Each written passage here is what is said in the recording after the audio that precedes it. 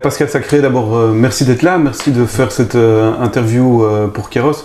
On va tout de suite rentrer dans le cœur du sujet. Donc vous êtes médecin anesthésiste, vous travaillez depuis 17 ans dans les soins intensifs et depuis 9 ans dans le grand hôpital de Charleroi. Ouais. Et donc en pleine période où les médias parlent de saturation des hôpitaux, vous êtes renvoyé, c'est le 20 octobre. Ouais. Expliquez-nous un peu le contexte. Voilà, donc un hôpital où je travaille effectivement depuis 2011. Voilà, 9 ans sans aucun problème médical, sans jamais avoir vu les directeurs, autrement que dans les couloirs pour leur dire bonjour. Et suite, voilà, j'écrivais des articles et ça ne leur plaisait pas, ça ils me l'avaient déjà fait comprendre. Les mois précédents, on m'avait dit que ces articles étaient tendancieux, c'était des articles sur, notamment critiques sur la gestion politique sanitaire en Belgique, hein, en sens large, et j'ai exprimé mes opinions. C'est quelque chose qui les dérangeait, bien que je faisais ça complètement en dehors du travail, et que sur le lieu de travail, je respectais toutes les règles, même si parfois j'exprimais une opinion contre ça. Ça a été crescendo dans leur façon d'essayer de me menacer pour arrêter. On m'a menacé d'une assignation à l'ordre des médecins, donc le directeur médical a commencé comme ça. Il m'a dit qu'on allait exposer mon cas au conseil médical. Ça c'est au mois d'août, septembre de cette année. Voilà, je n'avais pas l'impression de faire quelque chose de mal, donc j'ai continué à écrire. J'ai un peu cette tendance aussi à réagir comme ça quand on menace, en plus. Et effectivement, je n'ai toujours jamais reçu jusqu'à présent cette plainte à l'ordre. Et au conseil médical, ils ont renvoyé ça. Ils ont dit qu'on ne pouvait pas juger un médecin sur ses opinions. Donc ça a été arrêté, la procédure, entre guillemets. Et puis, j'ai commencé à écrire également sur un réseau social qui s'appelle Facebook, où finalement je mettais des synthèses, je résumais un peu les points que j'écrivais dans mes articles, et ça a un peu déclenché encore plus de volonté de me licencier.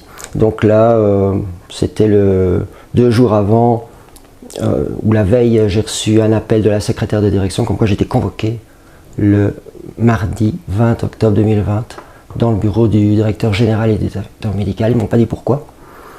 Et dès que je me suis assis dans le bureau, voilà, ils m'ont dit on vous licencie maintenant, vous devez rentrer chez vous, là, tout de suite. Prenez vos affaires, vous rentrez chez vous. Voilà. Et faute grave, m'ont-ils dit, sans m'expliquer ce qu'était cette faute grave. Avec le papier qu'ils avaient préparé, j'ai cru comprendre que c'était à nouveau mes opinions, mes articles, et l'expression de mes opinions, notamment sur Facebook, des posts. Je fais tâche. Alors, il faut savoir que je suis médecin, et je vais dire, j'étais, peut-être même encore maintenant, bien vu dans l'hôpital à tous les niveaux, aussi bien par rapport aux médecins, infirmières, kinés. Ils ont estimé peut-être que j'aurais une influence, même malgré moi, puisque, encore une fois, je répète, j'ai jamais parlé de ça sur mon lieu de travail. Donc il y avait, je crois, la volonté de faire un exemple aussi, parce qu'il n'y a pas que moi qui s'exprimait, peut-être pas de la même façon, mais sur la politique de gestion déjà de l'hôpital, pas seulement en Belgique, mais de l'hôpital par rapport au Covid. Donc je pense qu'ils ont voulu faire un exemple. Ils avaient peur également, peut-être particulièrement de moi, parce que ma méthode les dérangeait, puisque j'étais irréprochable, je respectais les règles, je les critiquais, et d'une façon finalement légale, et sans jamais les citer dans mes articles. J'ai jamais dit le GHDC fait ci ou fait ça, jamais, en plus, ni même dans mes posts Facebook. Et enfin, donc exemple, stratégie du choc, j'ai vraiment vu des confrères presque plus choqués que moi. De votre renvoi ? Oui, mais comme ils se sont dit on peut faire ça. Enfin, et moi-même, sur le plan du droit, je pense pas. Ça veut dire qu'ils sont capables de tout. Donc ça, et ce directeur médical, il est capable d'avoir fait ça pour terroriser vraiment tout le reste. Alors quand on parlait de... Si le docteur Raoult, professeur Raoult s'exprime sur l'hydroxychloroquine ou la gestion d'une pandémie, il a du poids.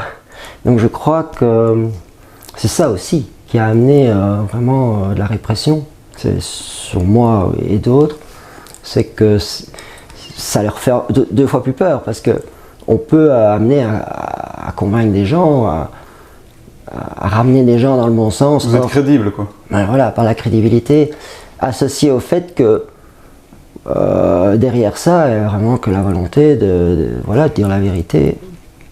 Moi, tout était basé sur des lectures, des sources qui sont données, d'autres articles, d'autres médecins, tout le temps. Donc, il y a quand même quelque chose que je ne comprends pas parce que mes collègues sont pas corrompus, j'en suis sûr, par rapport à. Ils ont peur ? Il y a des gens corrompus, hein, à un haut niveau. Les conflits d'intérêts, ils sont documentés, hein, dans les virologues qui conseillent le gouvernement. Bien sûr, je pense qu'au niveau des gouvernements, ils appliquent. Ils ne sont pas là par hasard, ils ont été choisis. Reprendre Van den Broek qui traîne des casseroles de corruption, justement, et de réduction du nombre de lits et de soignants. On reprend ce gars-là. Macron chez Rothschild. Mais oui. Donc, mais il y a plus haut, et là il faut aller. C'est assez connu, c'est même pas caché, hein, Bilderberg et tout ça.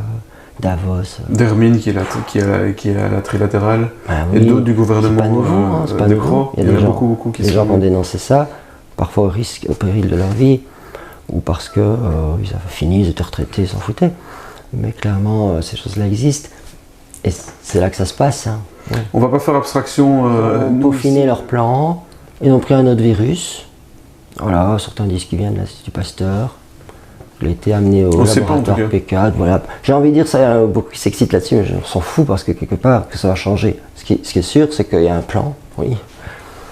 Et que ce plan amène, comme pour le H1N1, à convaincre les gens de prendre un vaccin inutile, qui en plus va être très dangereux.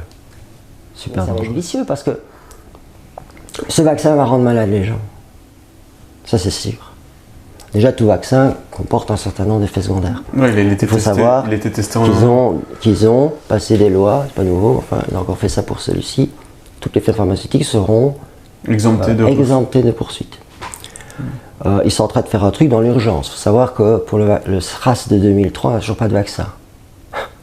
On n'a jamais, encore une fois, l'histoire de la médecine, réussi à fabriquer un vaccin anti-coronavirus. Jamais. Là, ils vont faire un truc en quelques mois, où les firmes seront exemptées de toute poursuite judiciaire.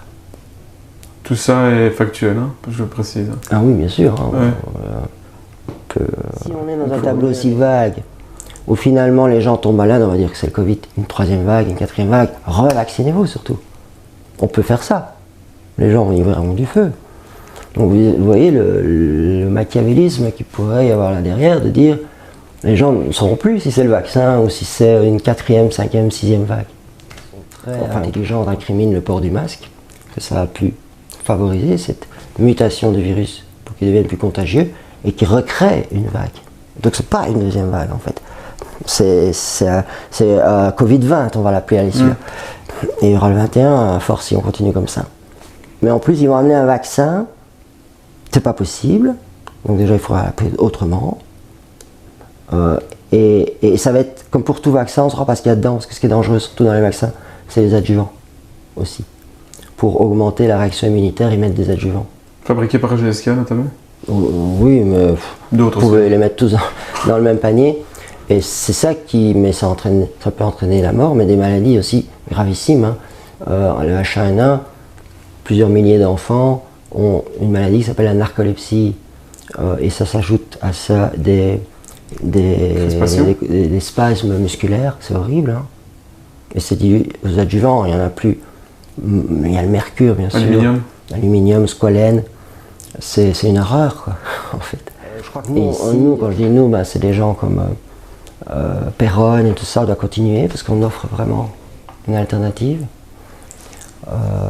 Et quoi d'autre Désobéir. Oui, désobéir absolument, mais pour ça il faut couper la télé, il faut commencer à se rapprocher au réel, on récupère de la force, on récupère du courage, et puis du bon sens, donc ça devient plus facile. C'est pas désobéir donc pour désobéir, on commence à vraiment retrouver du courage et à se dire, c'est comme la photo du gars qui fait pas le salut nazi, dans un groupe de gens qui le font tous, et il est là lui.